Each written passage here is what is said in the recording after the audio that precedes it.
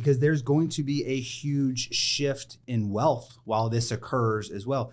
Great change and turbulation is the best time to be in business. Find something, right? Find something that works that 3 years ago wouldn't have existed. Right. There are all these different needs right now. Find what that need is and go do it.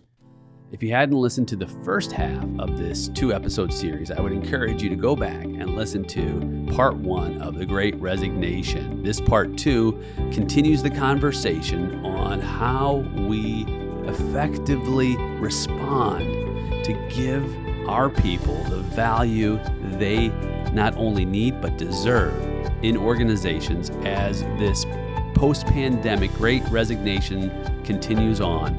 Let's listen in and pick up where we left off with my friends and fellow leaders, co-hosts Sam Salah, Travis Revelle, on this episode of A Call to Leadership. You have to make some hard decisions.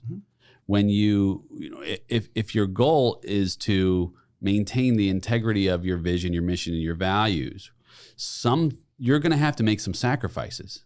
Some things have to give. And some things have to change. I mean, I don't know what they are individually with each organization.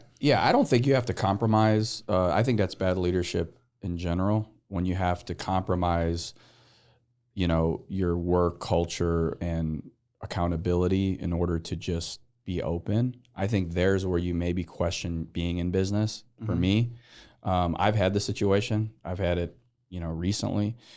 And, sometimes you have an employee that's great for 3 years, and then year 4, they've completely come, I don't want to use the word burnout, or I don't want to use it, but they've basically they burned out, right? So then then they're late all the time. Then they don't listen and follow tasks anymore. And then, stores aren't getting open on time, and they're closing early, and all these different things. And it's like, you ask yourself as an entrepreneur, it's like, you take pride in what you've developed and built, right? And then there's a level of accountability that your management team has to hold.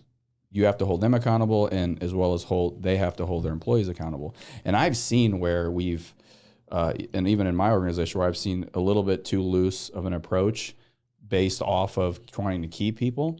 But I'm in the place where it's like, if you cannot effectively deliver this product and this service the right way, with the right people, you're not open. So I've closed, and I've focused more on my customer service. I focused more on the people that are with me, and developing them and helping them grow within an organization, and offering a service to my consumer that's not a store that's closed early when they knock on the door at 7:00 to get something fixed, or they want to get something right there when the door opens at 10. No one's there. I mean, that's just, and it's happened at Starbucks. It's happened at closing at noon on Saturday. Yeah. I went the other day. 1 o'clock they were closed. Signs on the door, I drive up. I'm making a decision on whether to go in or go in line, but you see that sign on the door, and you're like, and I talked to the manager.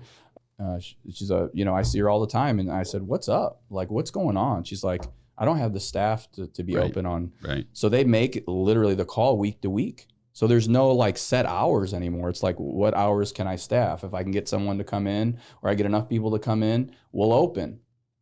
I mean, like I said, this is a real difficult situation. But is that the right move? I would say yes, that's the right move, to shut the doors and make sure that you maintain the integrity and the quality of what you promised to deliver. I 100% agree. And I think, your industry, you're so used to change, right? I mean, tech industry, right? It is change constantly, and I think that you're built to handle this type of environment, right? Like you specifically.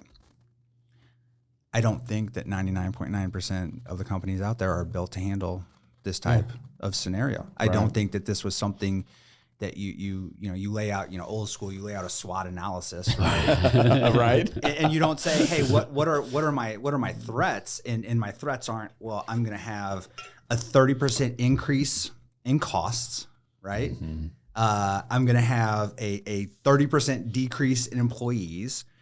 I have to, as the owner of this company, maintain a brand that I have spent years and years building. I've got to try to discern how do I eat these costs and not pass all that on to my consumers, and I don't outprice my consumers, while I need to develop a strategic leadership program and development program for my employees to make sure that they feel part of it. People are going to just close their business. Right. I agree. Right. Like that's what's going to happen. And they probably should, because at the end of the day, if you cannot deliver your brand, right? Because obviously we're delivering a brand. Every business has a brand they want to deliver. If that's being impeded upon by delivering an experience because of the level of worker you have, you have to close. And what does that do, right? Hurts the economy, less opportunity. And something else about what you said, we're going to get to a point where there's going to be less businesses to hire than there is people who want to work. Yeah. That's where I think it's going to even out, right? Because like you said, businesses are going to close. A lot of small businesses are going to close. Yeah, everyone's offering X, Y, and Z right now to come and work. But what happens when these businesses are not there anymore, and then there's less jobs and more people to work? The demand goes down, and it's going to start to balance itself out, right? But I don't think that's something that you wake up today and you're thinking about. I think Nate, I remember young in my entrepreneurial days, used to say, I used to pitch something to you, and you'd say, "What's your forecast?" It sticks with me, because I used to, when you said that, it was like I had to rewire my brain to start thinking about forecast. Well, what's your forecast? What do you think it'll, could you imagine saying that today? Like, what's your forecast 90 days from now? I don't know. Right. I can't build out anything that I even think is going to be remotely close. Parts, man, like certain industries can't get parts, can't get, the things they need. Labor's one thing, but if you can't get inventory and the items you need to operate, that's a whole other issue. So then you're balancing that, right? So I think that from an entrepreneurial perspective, people that want to leave a business to go start their own thing, I think is great. I have an employee recently who came to me and said, "Hey, I'm leaving you to do my own thing," and I'm 100%. I even offered coaching after. Hey, like I want to see you succeed. Like if you need me, I'm here. Does it stink to lose someone that's such a valuable piece of your company? Yes, but who would I be to not promote that and say, "Hey, I wish you nothing but the best," which I genuinely do, right? But I also think this is the other side of the coin per se, right? Anyone can open a business, anyone can have an idea, and anyone can be passionate about something. But being successful at it is a completely different thing. I agree. So go try it. Go try it all. I definitely think the experience of being an entrepreneur should be something experienced by someone who wants to do it. Like if you're passionate about it, it's in your heart, you're going to do it anyway, whether I try to deter you or not. But understand that, you can't think about statistics, right? Like when you're doing that, but the realistic 50% chance you're not going to make it. Right? Yeah. And then you take more than 50%. Well, now that was back in the day, right? Yeah. That was back in the but now like with the pandemic and post-pandemic, those numbers are even, have dropped, I'm sure, significantly. So if you want to be an entrepreneur right now, I give you credit for having, a gut, because it's a difficult time to start anything. But to do it, understand the risk that comes along with that. It's not just how long did it take you to build your company? How long did it take me to build my companies? It took people and dedication and positioning and timing and, timing, which was huge. Man, I think people don't see that side of it, and they think it's just going to be this, I'm going to go out on my own and we're looking at an evolution. I think this is another evolutionary phase. I mean, you talked about the time of all these unionizations, in the 30s and 40s, and of course before that, going from an agrarian to a manufacturing society, right? Each evolution, there's certain periods in time where that are breaks and pivotal, and I think that we're in this pivotal evolutionary phase of at least and I would say American, but I would even say on a global level. Yeah. These experiences, and I'm witnessing more and more people who are not only willing but are hungering for a greater experience in their own lives, right? A great and they're not necessarily calling on employers to provide that. In fact, I think they expect employers to not provide that. And that's part of why we're experiencing, hey, look, you know what? I'm just going to pause. I'm going to hit pause. I think if you look back historically, right, like look at the last major pandemic we had, right? The influenza, Spanish flu, 1918 to 1920. Mm-hmm. What happened after that? The Roaring 20s, right? Boom. People faced down death, right? Like they faced down death, they faced down disease, right? In a much larger sense than we do today with COVID. But there was the Roaring 20s that came out of that. People wanted to let loose. You know what I mean? Like their lives were important to them, and they wanted to party, right? They wanted to do things. And then you had the market crash, right? Because of all these different extenuating circumstances that went into it. And then you went into this moral period of time where we said, you know, we shouldn't be drinking, right? So let's outlaw alcohol, right? Like all these things happened, and they happened because there was a collective trial that everybody went through together as a society, right? And they got through that trial, and they figured out, you know what? Life is short. I want to enjoy it. I want to be a part of something bigger, right? And now there was a time to pay for that. And I think what's different about now is that the things that are happening on the outside, right? The decentralization, if you look at blockchain, right? You look at crypto, right? Absolutely. Getting away from banks, you know what I mean? Getting away from the government. And then you have the government who is coming in, and they see that they're losing power, and they're having an overreach, right? Because they're trying to balance this out, I agree right? Completely. And so, you know, we're this time, like we're literally, we always are living in history, but this is what our grandchildren, our great grandchildren are going to look back on and talk about, right? Like this time period. And so I think, like, you know, if I don't envy any executive right now in any company, right? But I think that people need to start thinking, especially executives, right? They need to get their head out of their asses, and they need to start looking at what's going on in the world around them, how that's affecting their employees, and how they can be a place where people can feel like they're providing a service and they're getting something in return, right? It doesn't have to be, like you said, it's not necessarily money, but money is a big part of it. Mm-hmm. But they need to be a part of something that is changing the world in a way, right? And I think that you're going to have some visionary leaders that are going to come out of this, maybe Job-esque, you know what I mean? Yeah. You're going to have Musk. You're going to have Musk. I mean, he's the major. He's one. the man now, yeah. right? You know what I mean? And so, and if you look at him, he's very different than any of our traditional, very, you know, buttoned up industry leaders of our lifetime. And so, you know, he's going to start being the prototype. And then how far away from him do we get, right? How far down do you keep going, you know? And I don't think there's not just one button on this one, guys. Like this is a major life issue. Yeah, you got a tech change. That's well said. So you have, I mean, just what's different what's upcoming that's different than we did the past 10 years, you know, electric cars, the way we communicate, you know, office buildings are becoming obsolete. You know, malls are becoming obsolete. Yeah, even us getting together for this episode, right? You could easily say, well, let's just get on and we'll just do the Zoom thing, or, you know, and it's like we lose though, I think. Yeah. Well, in a way, but there's just a convenience there. Of course, we wanted to get together and have some fun in the studio, and there is that connection, but you have to think about it. Absolutely. Like you have to weigh it out. It's an option. It's an option. So is it an option? Is it because, so I think that, again, you could say, well, I don't want to meet in person because I fear maybe COVID exposure, or do I really believe that time is the problem? It saves me time. I mean, there could be multiple, because obviously we did business by Zoom since COVID hit. And it was a health thing.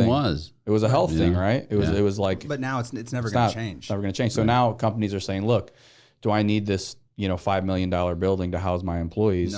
No, just sit at home and work from home. And, you know, so then it goes back to, how do you build culture in that environment, right? How do you build culture? That's the difficulty. That's a difficulty. Because you're not in front of anybody. You're not in front of anybody. So how do you build, and what you see, I think a great point, right, is this, what was it, the CEO that just laid off 900 people over Zoom. Oh, I saw that, yeah. Right? And now he's taking a break, right? Because, well, he literally told people, you should be, I'm not quoting specifically, but basically you should be ashamed you only work 2 hours a day. Right.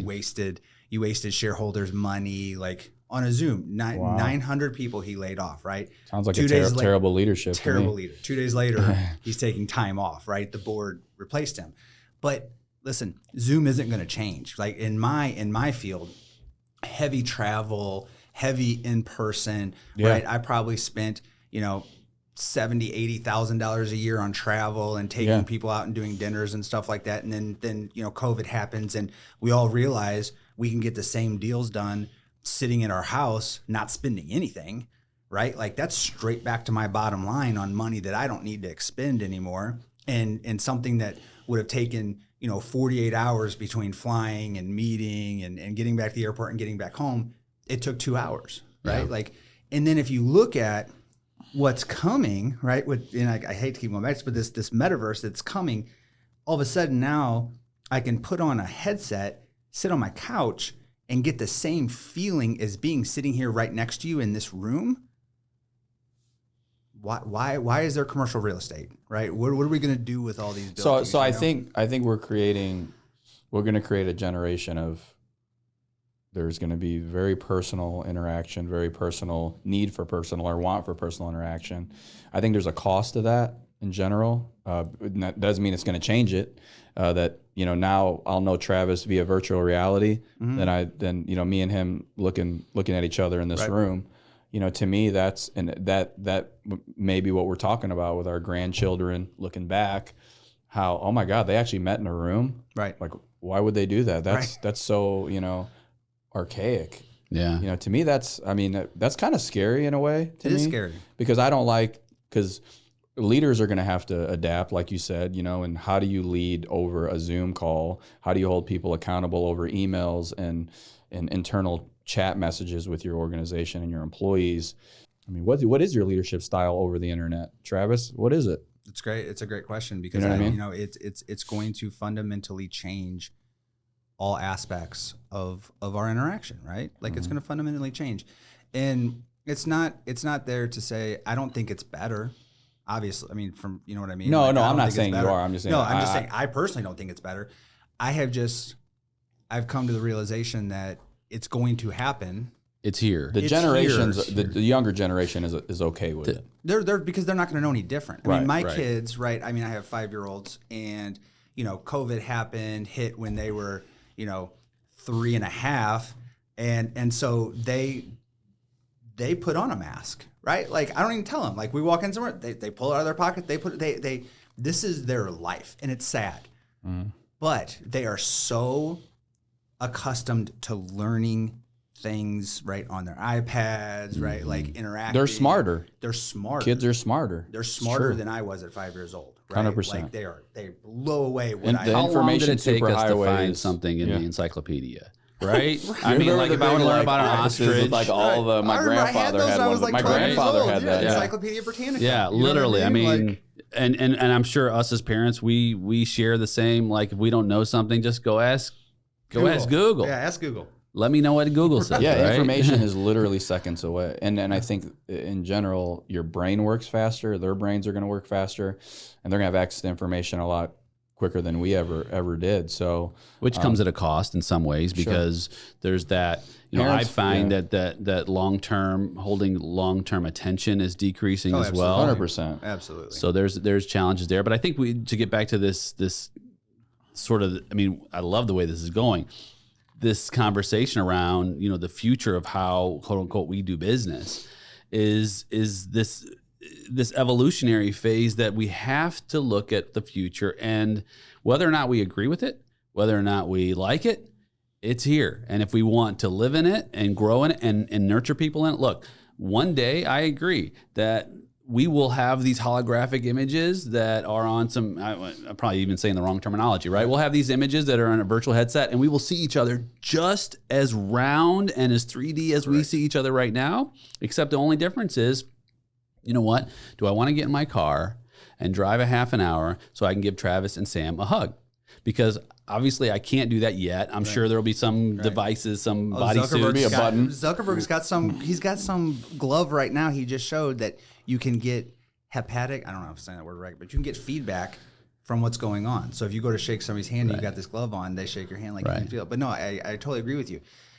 The problem is, though, man, is it's coming, right? And so, like, as business leaders, right, like, it's not, I don't think it's our job to weigh on if it's good or bad.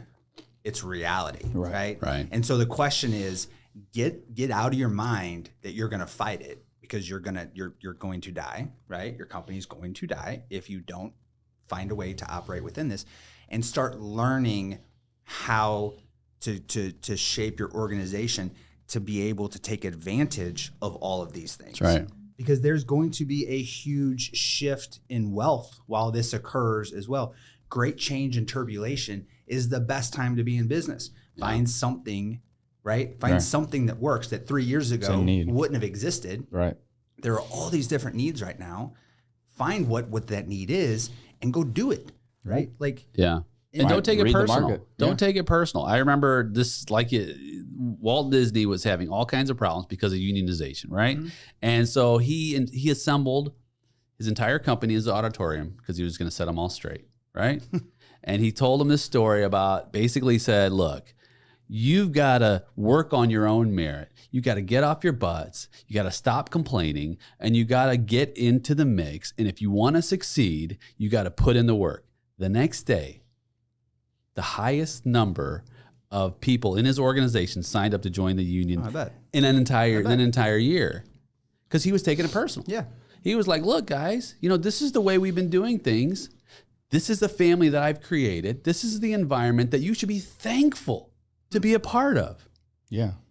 I think that's a little bit of still what's going on today. It's 100% what's going on. Because typically, if you take any small business owner, they're passionate about their business and the culture they've created, and God forbid someone doesn't fit in it or doesn't like it, because that's the perspective they feel like maybe the perspective of their culture is not accurate. And that's where it goes into listening to people and your leadership and your employees to really get an idea or grasp on what the reality on the ground is, because it may not be the same that your perspective, what you think it is. I mean, people, especially, I mean, unfortunately, entrepreneurs, right? A lot of times, right? Like, we're so ingrained and so focused on the minutia that we created that we're not looking up. You know what I mean? We're not looking up to see, like, where's the world going? Right. Like, this has worked for 30 years. This has worked for 50 years. Right. You know what I mean? I'm a third generation. This is how my grandfather did it, right? Like, those people aren't going to be around, And is it sad? Yeah, it's sad, but it's also reality. And so if you're a small business owner right now, go talk to your grandkids, go talk to your kids, right? Ask them what they want. Don't ask the same people over and over and over again. Your trusted yes men or yes women. You know what I mean? Right. They're going to say, no, boss, we're good. Because they're protecting their job as well. Go talk to somebody else. Talk to the youth and see what they want out of a job. Right. And if you aren't providing that today, you need to figure out how you can provide that, because that's where we're going. Yeah. Right. That's well said. I was talking to my son about this very same thing and asking him, what are your needs as you move into the job world and to your career and your calling and so on? He said, Dad, I don't know that I'll ever want to work for anyone, because it doesn't sound promising the way things are going. And he's 14 and he sees it. So, I mean, if a 14-year-old sees it, so we're building an environment to where he can become the kind of employer who actually will invest in his people in such a way that they feel fulfilled too. Today, we're on the holidays. To this day, I still, every year, I write a Christmas card out individually to every member of my staff for them, about how thankful I am that we've gone this road together, and something very special about their contribution. And it's not because I want them to feel good about staying, right? Mm-hmm. It's because I actually care. Yeah. It's literally, I want to show them, look, I'm thankful for you. If our trajectory continues together, fantastic. If it doesn't, fantastic. But I want you to flourish. And I'm willing to do whatever it takes within the confines of our mission, our vision, our values to make that real. And I think if more small business owners, and I'm not saying, look, I got room to grow too, but if more small business owners would stop thinking about themselves. Yeah. And start thinking about how I can create an environment like Herb Keller was once asked, Southwest Airlines, who's more important, his employees or his customer? And he said, I make my customer most important because I make my employee most important. And so focusing on, and of course, Southwest Airlines, as you know, I mean, over the years has had the least amount of issues if you're talking about, turnover and having to borrow money from the government, all that. So that plays a big part. So just having ending our conversation around how we started it with having a sign that says, hey, we'll throw some money at you, we'll give you some free food. We can do better. Absolutely. It's insulting. We could do better. Absolutely. Yeah. And do better. Don't wait till, the last minute to where you're trying to keep your people when they're walking away, Well, be proactive. And that's maybe another conversation for another day. Is it too late when you're already faced with this major issue and you haven't developed that foundation early on? Maybe it's not too late for some, but for others, you better pivot quickly. Yeah. I think small businesses, right? Nimble, able to, I think about, I'm on Main Street and I'm selling, washers and dryers, right? Like in plant store, costs are up. There's probably not a lot of people who want to sell washers and dryers, right? Like how do you flex, right? How do you? I mean, a lot of these businesses have positioned themselves in such a way to where there might not be a way for them to flex, you know? And I especially think about large corporations, and we've all been part of large corporations, and there's nothing that moves quickly in a large corporation. Right. Like, I mean, you might as well be dealing with the federal government. There's going to be a lot of change, guys. Yeah. There's going to be a lot of change. But, I go back to change is opportunity for people like us. Yeah. Yeah. It's an opportunity. And so maybe you have to close your, the appliance store down, but it doesn't mean, you're out of business. It just means you need to pivot. You need to start thinking about how we can, change and be a part of this new dichotomy of the workplace. Yeah, I think that's our responsibility, right? Because as leaders, Absolutely.